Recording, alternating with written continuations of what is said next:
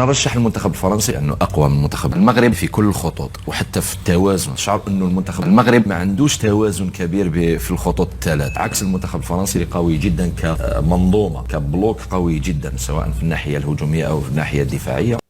المغرب ما عندوش توازن في الخطوط الثلاث، هادشي علاش كيتأهل لكأس العالم وكيقارع الكبار وكيتكلاصا مزيان.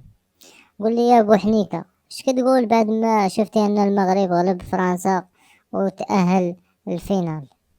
المنتخب المغربي أقل من 20 سنة انتقم من فرنسا بسبب الظلم الذي تعرض له المنتخب المغربي الأول في مونديال قطر بعد أن تم إقصائه ظلما، ولكن هذا المنتخب المغربي الصغير اليوم يسحق فرنسا ويتأهل للنهائي.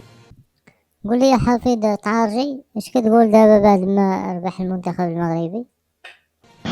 أنا أهنئ الشعب المغربي أولا، ولكن كلمة حق يجب أن تقال، وأتمنى أن لا أتعرض لهجوم من طرف الإخوة المغاربة. هذه المباراة لم تكن عادلة في حق المنتخب الفرنسي، والحكم كان متحيز للمنتخب المغربي أقل من 20 سنة.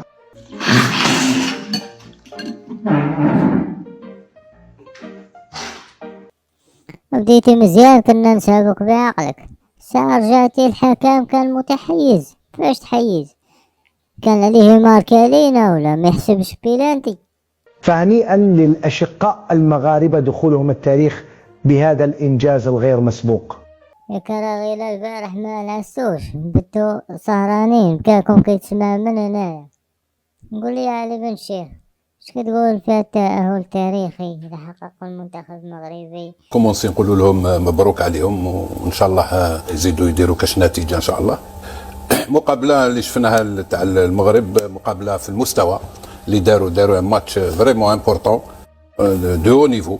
لي تروا كومبارتيمون شفناهم في كيما يقول لك في المستوى، لعبوا كره جميله، انغاجمون كبير، تاكتيكمون زيتي بري، ولهذا شرفوا العرب. كره جميله نقولوا لهم شابو. انا نظن الفيدراليه تاع المروك جابت النتيجه. دلوقتي حالا المغرب تفوز وتصل للدور النهائي لبطولة كأس العالم تحت 20 سنة.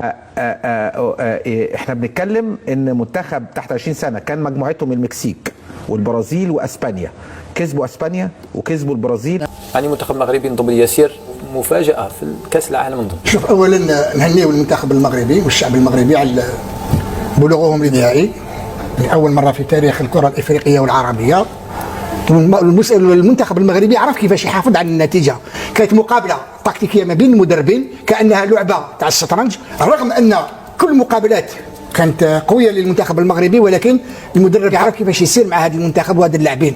اليوم كما قلت لك عمار كل شيء ممكن، راح يمد كاع واش عنده للمباراة النهائية. نعم. عسلامة خويا امين، اليوم حسيت روحي نحلم. المغرب يا ناس عملها، فاز على فرنسا وتأهل للفينال نهائي كأس العالم لأقل من 20 سنة. حاجة تشرف، حاجة تفرح، حاجة ترفع الراس. والله العظيم المغاربة ما خلاو حد من الكبار للصغار، الكلهم يعملوا انجازات يشهد لهم بها العالم. انا تونسية والله فرحانة بيكم برشا، حسيت كأنه ولاد بلادي اللي ربحوا، خاطر الفرحة هذه عربية إفريقية ما تتعوضش. المغاربة يخدموا بصمت، ينظموا رواحهم ويعطيوا الدرس في الكورة والتخطيط. أما الغيرة متاع البهف ما زالت. الإعلام الجزائري وناس منهم ما يحبوش يشوفوا المغرب طالع، كل مرة يلقاو سبب باش يطيحوا فيه كلام. يا أخي بدل ما يقولوا لهم برافو قاعدين يتحسروا ويتقلبوا. والله يضحكني حالتهم، فرحانين بالفوز على الصومال وكأنهم شدوا الكاس. المغرب اليوم كتب التاريخ ورافع الراية العربية والإفريقية، وبين للعالم شنو معنى الاجتهاد والروح الوطنية. إن شاء الله الكاس مغربي وتكون الفرحة فرحتين، واحدة للمغاربة وواحدة لينا الكلنا اللي نحب. الفرنسية من البكاء اليوم، الآن وقت رد الدين. بالأمس في قطر كانت المؤامرة على الأسود، والآن الخروج مطأطئين الرأس. نعم، الفرنسيين يسقطون تحت أقدام الأسود، الفرنسيين يعانون أمام الأسود، الفرنسيين سيشاهدون أسيادهم يلعبون الفاينل الكبير بعد أيام. شوف من البدايات كان هناك الارتباك، ارتبك الفرنسيين منذ البداية، كان عندهم مشاكل ومشكل على رأي الأشقاء في التسلم والاستلام. انا كي تربح شوف انا من عندي الجزائر كي تربح المروك كي ديت لا كوب دي موند وصرفها كيما حبيت. انا كي الجزائر تربح المروك انا ديت لا كوب دي موند، ما سحبت لا كوب دي موند. حظوظ المنتخب الوطني في كاس ياك المرضي الجزائر ربحت المغرب بحال دات كاس العالم. هادشي كامل حقد، هادشي كامل حسد. وحقول قال لكم خاصة ضروري شهادة الصحة العقلية باش يقبلوكم في شي دولة تدخلوا ليها.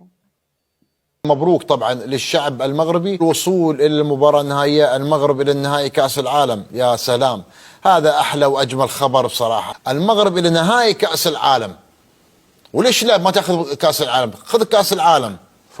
فخر واعتزاز وتحية وتقدير للجهاز الفني والإداري في المنتخب مع وهبي واللاعبين بشكل عام كلهم صراحة.